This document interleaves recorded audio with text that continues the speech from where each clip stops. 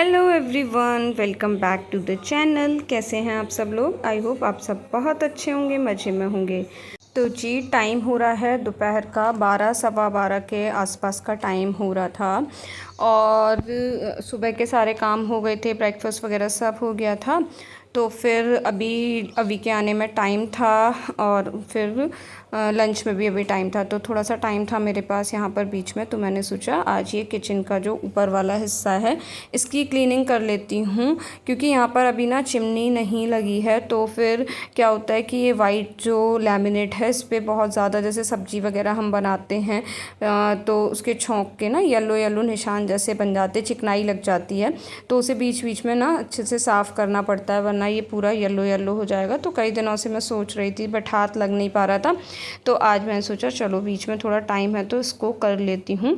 तो बस गुनगुने पानी में डिश वॉशिंग लिक्विड, विनेगर और सोडा मिक्स करके मैंने एक सॉल्यूशन बना लिया। और उसमें जो बर्तन धोने वाला स्क्रबर होता है बस उससे मैं अच्छे से पहले रगड़ लेती हूँ और फिर गीले कपड़े से पोंछ के और सूखे कपड़े से ऊपर से पोंछ देते, एकदम से साफ़ हो जाता है और एकदम वाइट ना फिर बहुत सुंदर लगता है।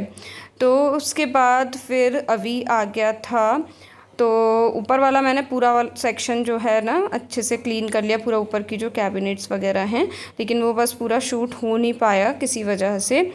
और फिर अभी आ गया था तो उसके मैंने यूनिफॉर्म चेंज करा के और उसके हाथ मुंह धुला दिए हैं।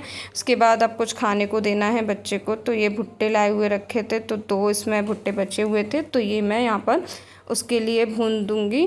आजकल ना भुट्टे बहुत अच्छे आ रहे हैं, एकदम कच्चे कच्चे बहुत अच्छे भुट्टे आ रहे हैं, तो उसको भी अच्छे लगते हैं, तो ये भून दूंगी।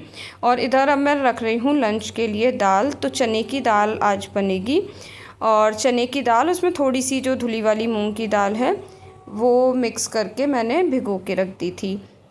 तो उसमें मूंग की दाल मिलाने से क्या होता है ना, क्योंकि चने की दाल तो थोड़ी खड़ी खड़ी सी रहती है अलग अलग, तो मूंग की दाल से थोड़ा गाढ़ापन आ जाता है। तो वो मैंने थोड़ी सी मूंग की दाल मिला के चने की दाल भिगो दी थी। और पहले से भिगो देते हैं ना चने की दाल तो फिर अच्छे से गल जाती है, वरना जल्दी गलती नहीं है।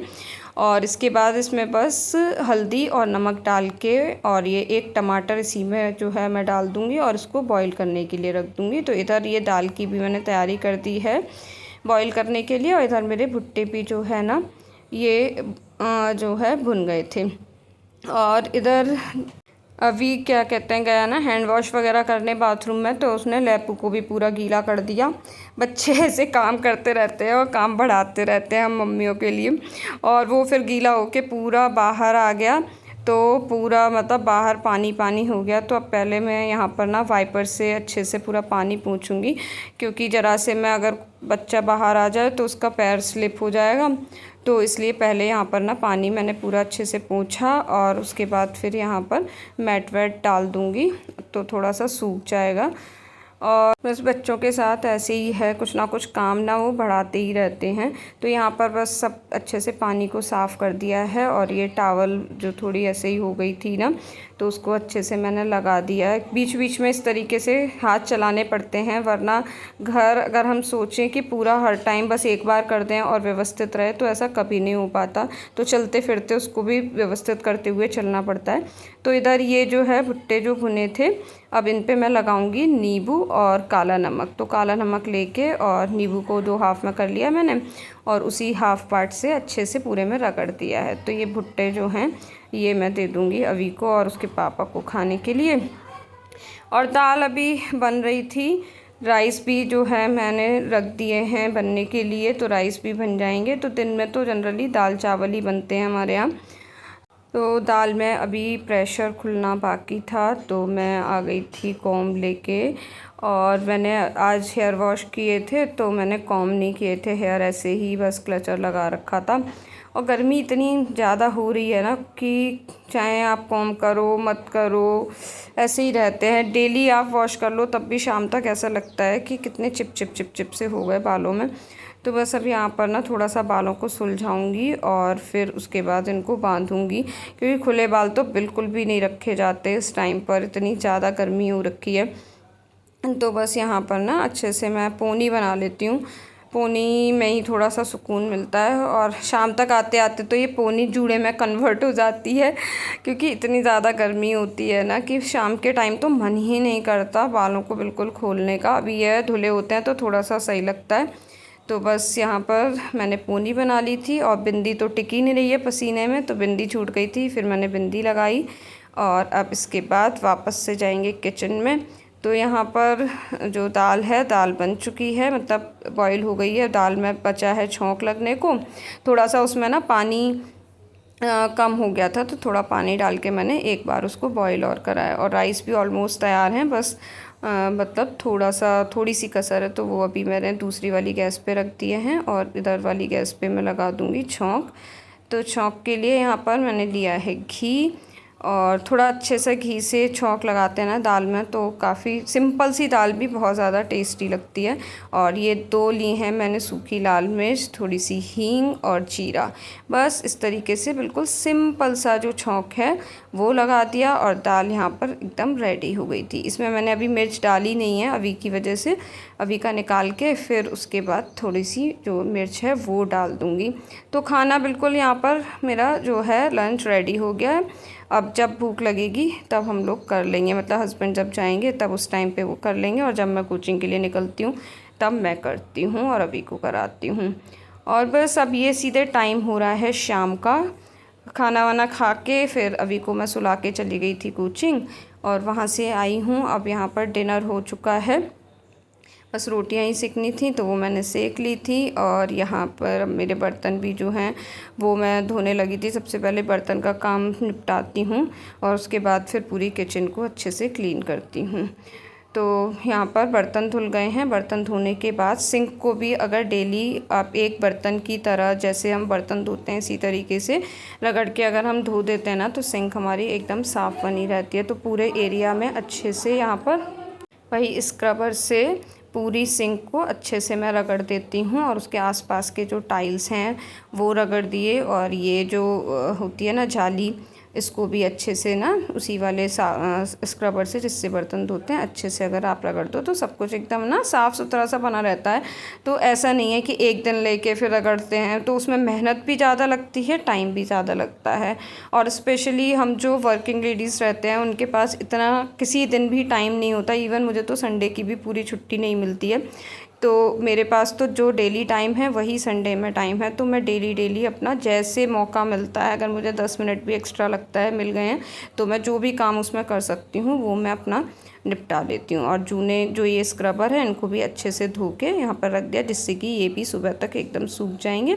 और सिंक भी यहाँ पर बिल्कुल अच्छे से साफ़ हो गई। इसके बाद अब करूँगी किचन की बाकी की सफाई। तो जो ऊपर वाली साइड है कैबिनेट की वो मैंने दिन में कर ही ली थी, जैसा कि आपने देखा ही है वीडियो में आगे। और अब जो नीचे वाला हिस्सा रह गया है वो सोच रही हूँ मैं अब उसको अच्छे से क्लीन कर दूँगी। तो सबसे पहले तो गैस स्टव जो है और जो ये वाले टाइल हैं इनको अच्छे से क्लीनर स्प्रे है उससे अच्छे से स्प्रे करके और इसको अच्छे से साफ़ करूँगी। और उसके बाद फिर बाकी का जो है क्लीनिंग का काम वो करूँगी।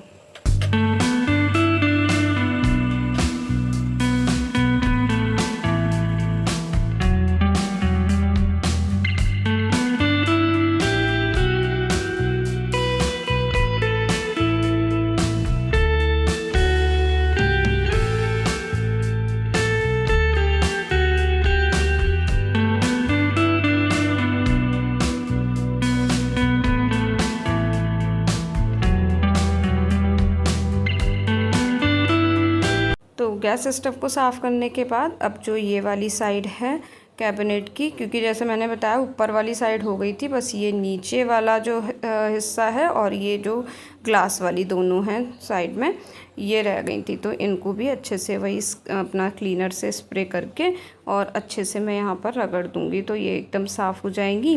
तो इस तरीके से मैं बीच बीच में जब भी मौका लगता है अच्छे से क्लीन करती रहती हूँ। तो पूरा सब कुछ ना क्लीन, क्योंकि वाइट जितना देखने में सुंदर लगता है उतना ही अगर वो गंदा हो उस पर दाग वाग लगे हुए हों उतना ही ज़्यादा मतलब वो देखने में गंदा भी लगता है, तो उसकी केयर भी थोड़ी सी ज़्यादा करनी पड़ती है।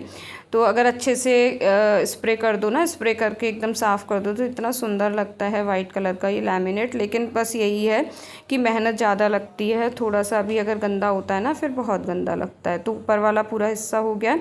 अब इसके बाद ये जो नीचे वाली हैं ये सारी रैक्स भी अच्छे से मैं ना पूरा स्प्रे करके और अच्छे से रगड़ दूँगी। जो भी दाग धब्बे या हाथ वगैरह लग जाते हैं वो सब अच्छे से साफ़ हो जाएंगे।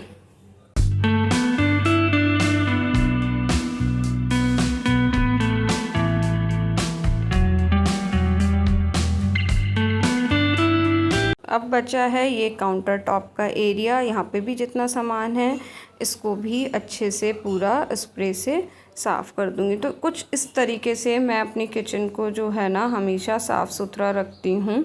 और अगर वीकली बेसिस पे या 15 डेज़ में भी आप इस तरीके से क्लीनिंग करते रहते हो ना तो आपकी किचन कभी गंदी होगी ही नहीं, बहुत ज़्यादा आपको डीप क्लीनिंग की ज़रूरत पड़ेगी ही नहीं। अब ये जो रैक है इसको भी यहाँ से हटा के और अच्छे से पोंछ दूँगी। और इवन ये जो काउंटर टॉप है ये तो मैं पूरा सामान हटा के हर डेली मतलब रात को एक बार पोंछ ही देती हूँ, तो ये एकदम अच्छे से साफ़ रहता है। तो बस यहाँ पर किचन क्लीन हो जाएगी तो उसके बाद मेरा जो आज का काम है वो सब मतलब निपट जाएगा। इसके बाद फिर जो मेरा काम रहता है बस वही फेस वॉश वगैरह करना है, भगवान जी को भोग लगाना है दूध का या दही जमाना है अगर तो वो जमाना है। और फिर फ्री होके फिर मैं पढ़ाने बैठती हूँ अभी को, क्योंकि गर्मी इतनी ज़्यादा है ना तो ऐसा लगता है सारे काम से फ्री हो जाओ और उसके बाद ही फिर आराम से अंदर बैठ के पढ़ाती हूँ। और लास्ट में ये बचा था ये जो स्लैब साफ़ करने वाला कपड़ा है इसको भी मैंने यहीं पर हैंड वॉश रखा है, उसी को थोड़ा सा लगा के अच्छे से रगड़ के यहाँ पर इसको धो दूँगी और धो के फैला दूँगी यहाँ पर, तो ये सुबह तक सूख जाएगा। तो अगर क्योंकि इनमें गीले रहते हैं ना तो इनमें फंगस वगैरह लगने का स्मेल ज़्यादा आती है, तो इसको डेली रात में धो के अगर आप इस तरीके से सुखा दोगे तो ये एकदम साफ़ रहेंगे और फंगस वंगस नहीं लगेगी। और बस अब लास्ट काम था दही जमाने का, तो दही जो है वो मैं रख दूँगी सेट होने के लिए। और बस फिर इसी के साथ आज का वीडियो यहीं पर करूँगी मैं एंड। आई होप पसंद आया होगा आपको, पसंद आया हो किसी भी वजह से तो लाइक कीजिएगा, चैनल को सब्सक्राइब कीजिएगा। मिलती हूँ नेक्स्ट वीडियो में, till then bye bye, take care.